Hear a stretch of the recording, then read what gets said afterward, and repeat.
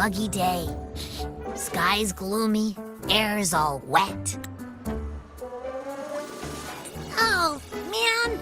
At least let me finish my sentence. Ugh. Ugh. Cold, cold, cold. Oh.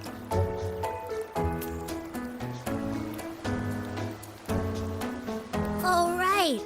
I'm famished. We barely had a bite sprinting all the way here from Ragoona. Whoa! Pinch me! This is a feast and a half!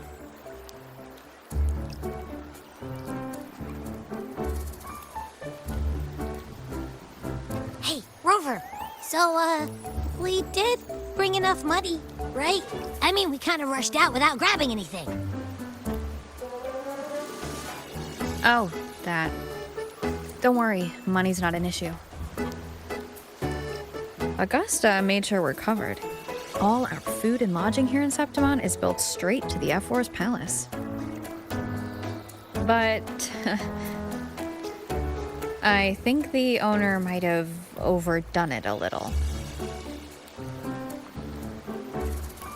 Ha! Better get used to it. You're the champ of the Great Aegon.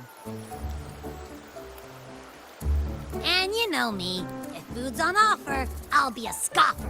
Yeah, no leftovers, guaranteed.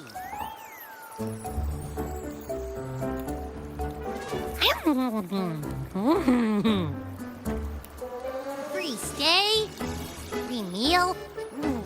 This effort really knows how to treat guests. Maybe we should, hang around a bit longer.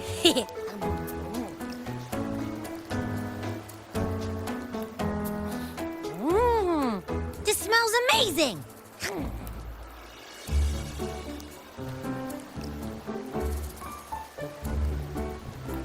Abby, what do you think Imperator wants me to find? If Cardathia's right, the last clue should be somewhere on the Sanguis Plateaus.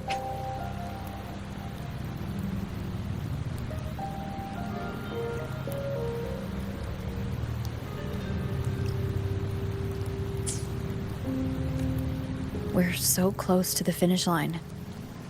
Just one step away. But our pace has slowed.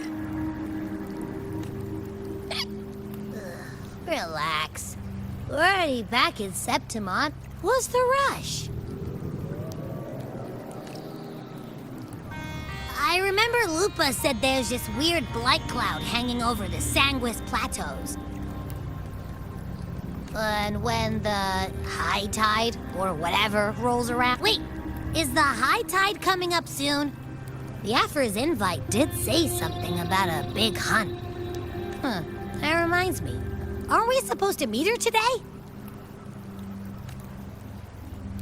A messenger came this morning. Augusta is dealing with an emergency, so our meeting's postponed. Looks like it'll be a while. An unexpected change. It's throwing everything off course. I don't like the feel of it. And why me for this hunt? If it's about the Great Aegon, the messenger said none of the other gladiators were invited. Who knows? Maybe she just wants to test her strength against you. Typical Septimontian, right? You think so?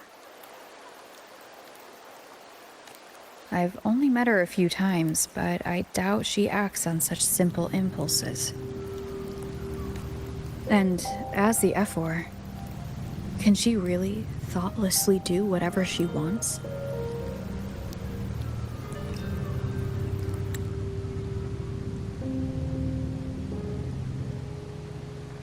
And as the F4, can she really thoughtlessly do whatever Guest from afar, you possess clear as crystal. But what troubles you so that eyes once bright as the highland sky now darken with rolling clouds?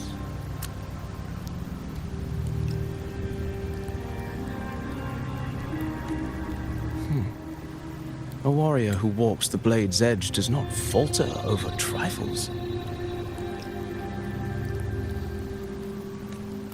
The clouds, if I may guess, are cast from the throne. At the peak of Capitolini Hill, beneath the pale walls of the Ephes Palace, secrets lie buried. And the most intricate among them are those born from the pursuit of power. Even one as honorable as the Epher must learn when to be ruthless. In Septimont, a city forged in iron and blood, anyone who seeks the throne without knowing the cost is no better than a lamb marching to the butcher's knife.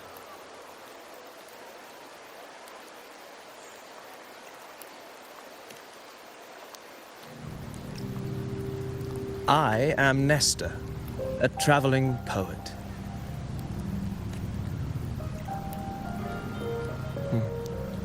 The rains in Septimont never seem eager to leave this season. So then,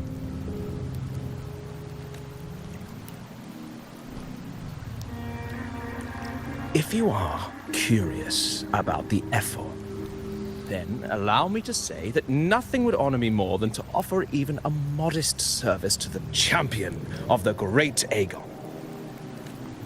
Wait, how do you know she's the champion? And all that stuff about the F4, too?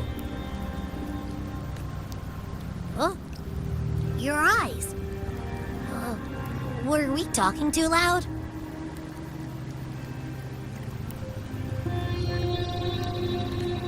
To see and to hear are but two of the many ways to perceive. Trusting the senses is a habit, a natural expedience, but not the only option. Truth be told, I've been gathering inspiration for my next epic, and its protagonist is none other than Augusta, the Epher of Septimont. That's why I speak of her with some familiarity. I have a feeling your tale with her will soon be written. And knowing more about those who walk alongside you is rarely without its benefits.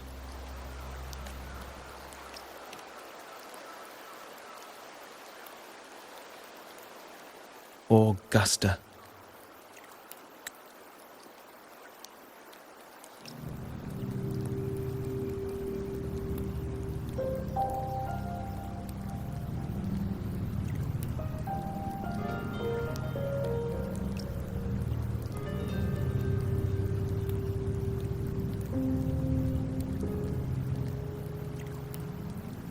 A girl of humble birth, a resonator of modest talent, a commoner without noble patronage. And yet, from the den of wolves that is Septimont City, she rose and eventually claimed her place. Just like the burning sun was once a cloud of dust.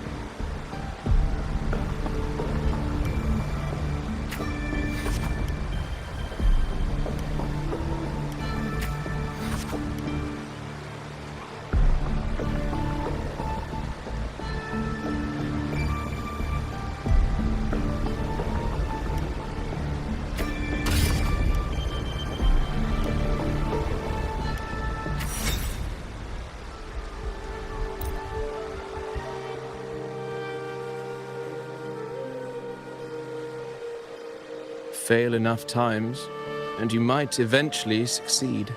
Or perhaps, for a girl who has lost everything, there was never a second option. She had no one to trust but herself, and naught but a blade to hold. And yet, as the first stanza of an epic, this is nothing extraordinary. Since the lament, across the scorched lands of Solaris, I've heard this story repeat itself, again and again. Greatness. Yes, our era has certainly seen it. But true greatness is never found on the first page of a story. Courage, glory, and honor. Such immortal virtues have been etched in tablet and stone. They are never forged overnight. Light as a thread, elusive as the wind, they weave themselves into every twist of fate, tangling with every insignificant choice we make.